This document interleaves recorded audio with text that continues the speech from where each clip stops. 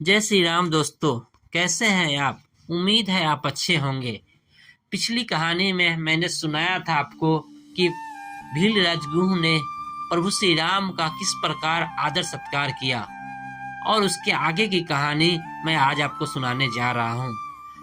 ब्रह्मा बेला में राम ने सैया का परित्याग कर दिया और लक्ष्मण ने कहा, तात भगवती रात्रि व्यतीत हो गई, अब सूर्योदय का समय आ पहुंचा है। कोकिल की कूक सुनाई दे रही है, मोरों की बोली सुनाई दे रही है। यही वो अवसर है जब हमें तीव्र गति से बहने वाली समुद्रगामिनी परम पावन गंगा को पार कर लेना चाहिए। सुमित्रा नंदन लक्ष्मण ने श्री रामचंद्र जी के कथन का अभिप्राय समझकर गुह और सुमंत को बुलाकर पार उतरने की व्यवस्था करने के लिए कहा। निषाद राज ने अपने मंत्रियों को आदेश दिया कि एक सुंदर द्रुतगामी नौका लेके आओ। आज्ञा पाते ही निषाद राज के अनुचर तत्काल जाकर उनके लिए एक श्रेष्ठ नौका ले आए। नौका के घाट पर लग जाने पर राम, सीता और लक्ष्मण घाट की ओर चले। उन्हें घाट की ओर जाते देख मंत्री सुमंत ने हाथ जोड़कर कहा, हे रघुकुल शिरोमणि, अब मेरे लिए क्या आज्ञा है। रामचंद्र ने उनकी कर्तव्य निष्ठा की प्रशंसा की और धन्यवाद देते हुए कहा, सुमंत, अब आप शीघ्र अयोध्या के लिए प्रस्थान करें। गंगा पार करने पश्चात हम उसके आगे की यात्रा पैदल ही करेंगे।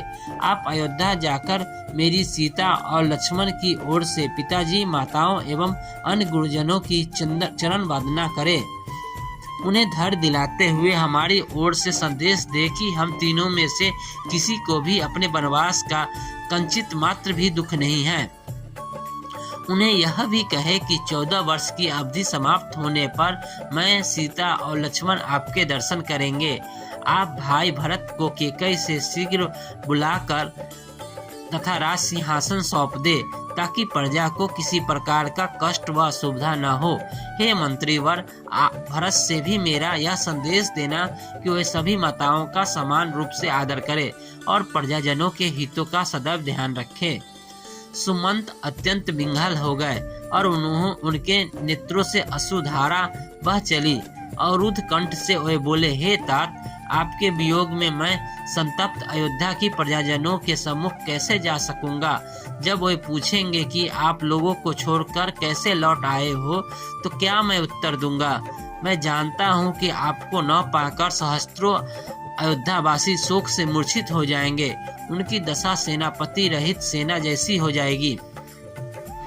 हे स्वामी, यह तो आप देख ही चुके हैं कि अयोध्या से वन के लिए चलते समय अयोध्या वासियों की क्या दशा हुई थी। इस खाली रथ को देखकर संपूर्ण अयोध्या नगरी का हृदय विदीर्ण हो जाएगा। हे प्रभु, मैं माता कौशल्या को कैसे अपना मुख दिखा सकूंगा। आप लोगों को बिना लौटना मेरे लिए बड़ा कठिन है। इसलिए हे नाथ, आप कृपा करके मुझे भी अपने साथ ले चले। इस प्रकार से दीन वचन कहकर बारंबार याचना करने वाले सुमंत से सेवकों पर कृपा करने वाले श्री राम ने प्रेम पूर्वक कहा, भाई सुमंत, मेरे प्रति आपकी जो उत्कृष्ट भक्ति है उसे मैं अच्छी तरह से समझता हूँ, किंतु तुम्हारे न लौटने से माता कैकेयी के मन में शंका उत्पन्न हो जाएगी। वो समझेगी कि हम लोग षड्यंत्र करके राज में ही कहीं छुप गए हैं। इसलिए मेरा तुमसे अनुरोध है कि तुम नगर को लौट जाओ। तुम्हारे लौटने से जहाँ माता कैकेयी की शंका भी समाप्त हो जाएगी और महाराज तथा मुझ पर किसी प्रकार का कलंक भी नहीं लगेगा। कलंक चाहे झूठा ही क्यों न हो, उसकी प्रतिक्रिया बड़ी व्यापक होती है। इस प्रकार अनेकों प्रकार से समझा बुझाकर रामचंद्र ने सुमंत को विदा किया।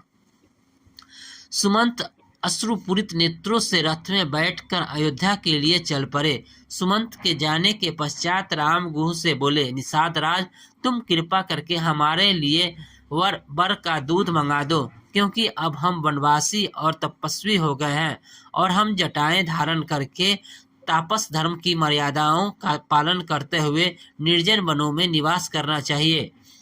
राम की बात सुनकर गुह स्वयं जाकर वर का दूध ले आए, जिसमें राम, सीता और लक्ष्मण ने जटाएं बनाई और नियम पूर्वक तपस्वी धर्म का स्वीकार करते हुए गंगा पार करने का उद्यत हुए। नौका पर सवार होकर तीनों ने कलुषहारिणी गंगा को पार किया। गंगा के पार पहुंच जाने पर राम ने गुह को हृदय से लगा लिया। फिर उनके स्नेहपूर्वक आतिथ्य के लिए उनकी भूरी भूरी प्रशंसा करते हुए उन्होंने निषाद राज को विदा किया। ये थी आज की कहानी।